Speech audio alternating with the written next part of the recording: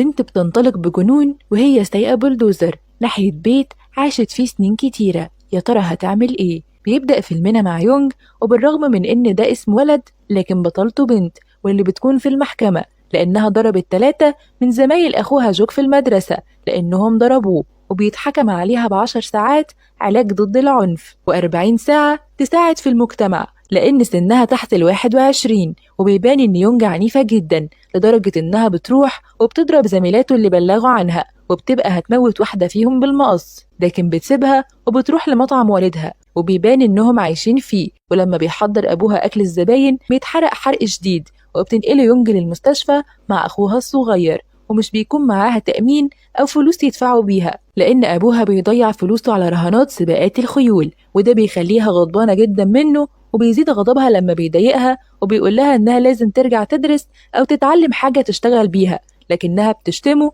وبتقول له إنه فاشل وما قدرش يعلمهم حاجة في حياتهم أو أي حاجة مفيدة. وفي الفجر بيخرج أبوها وبياخد معاه سكينة ومش بنفهم هو رايح فين. وتاني يوم بتروح يونج مركز التدريب، وبيحاول المدرب إنه يحببها في المكان لكن بيبان إنها مش مهتمة بكلامه، وبيجيلها اتصال من الشرطة إن أبوها اعتدى على واحد وسرق عربيته، فبتتعصب أكتر وبتمشي من المركز وبتروح شغلها، لكن بتعرف إنها اتطردت منه، فبتهدد صاحبة الكافيه وبتقدر تاخد فلوسها، وبتروح البيت وبتعمل لأخوها العشاء وبيكون أبوها لسه مرجعش، وبتستدعيها الشرطة للمستشفى، وبنعرف إن أبوها خبط 2 بالعربية المسروقة. وبيجيلها واحد من شركة التأمين عايز يعمل تسوية بين عيلة الضحية وأبوها، لكنها برضو مش بتهتم. وتاني يوم وهي بتودي أخوها للمدرسة بيجيلها اتصال من واحدة بتقول لها إنها كانت بتشتغل مع أبوها، لكن لما بتسمع سيرة أبوها بتتعصب وبتقفل السكة في وشها، وبتروح شغل التطوع المجتمعي بأمر المحكمة، وبيتريق عليها المدرب لأنها بنت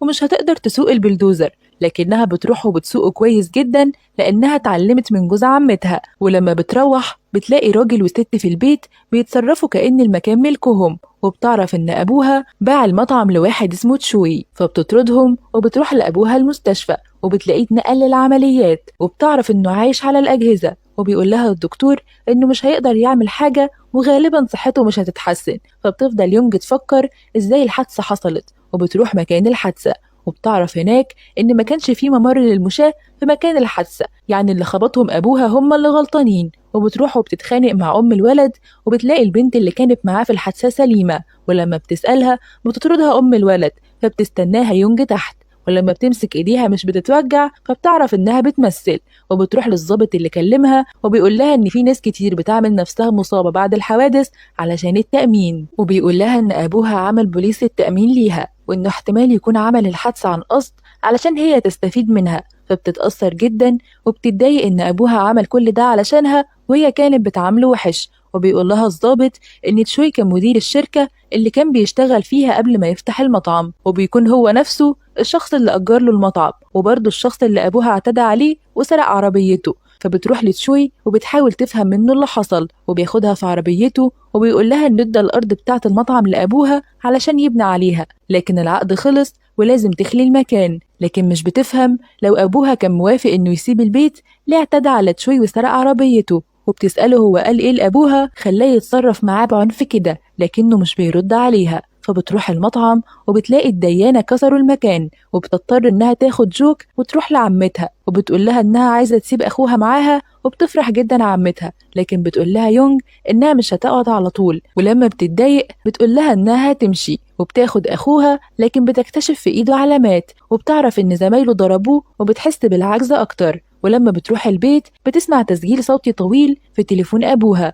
وبيكون تسجيل صوت مقابلة مع تشوي، وبنعرف منه إن تشوي ادى لأبوها المطعم بعقد إيجار وبيرفض يجدده، فبيستجيب ليه أبوها وبيقول له إنه هيمشي بس لازم يدفع له فلوسه اللي دفعها في بين الدور التاني. ولما بيرفض تشوي بيتخانقوا، وبتفهم يونج ليه أبوها اتخانق مع تشوي، وبتقرر تاني يوم تروح لتشوي مقر حملته الانتخابية لأنه مرشح نفسه للمجلس، وبتهدده بتسجيل الصوت اللي معاها، ولكنه بيقدر ياخد منها التليفون وبيكسره وبيرميها بره. وبنشوف أبوها وقت ما اترمى زيها لما قابل تشوي، وبيلاقي السكرتيرة مجروحة بسببه، وبيخاف لما بيلاقي رجالة تشوي بلغوا الشرطة، فبيسيبهم وبيسرق العربية وبيهرب. وبتروح يونج لأبوها في المستشفى وبتحس قد إيه إنها محتاجاه وإنها كانت ظلمة طول الوقت. بعدها بتروح لجوز عمتها وبتعرف منه إن أبوها ما كانش هينتحر، لأنه خد فلوس من جوز أخته وكان هيسيب المطعم فعلا. وبيقول لها جوز عمتها إنها تبطل تحاول وتعرف حجمها، وإنها مش هتقدر تقف في وش تشوي واللي زيه، فبتتعصب عليه وبتسيبه وبتروح حملة تشوي الانتخابية وبتضربه وسط الصحافة بالقلم.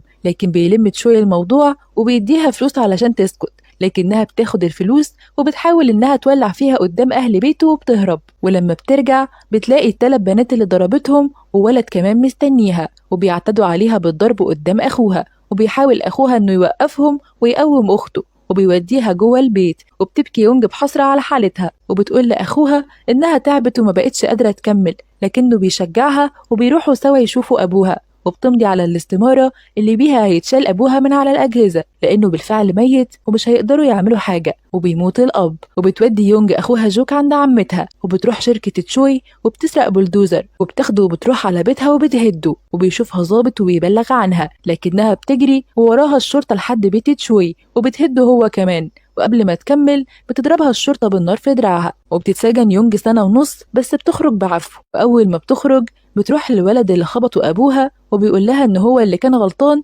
وبيعتذر ليها، وإن هو وصاحبته اللي راحوا ناحية عربية أبوها. وبعد فترة بتلاقي شغل وبتجيب لنفسها ولأخوها بيت. وفي يوم وهي في الشغل بتتصل بيها شركة التأمين وبتقول لها إن في مبلغ 160 ألف دولار في حسابها تمن بوليس التأمين والدها، فبتتصدم وبينتهي الفيلم.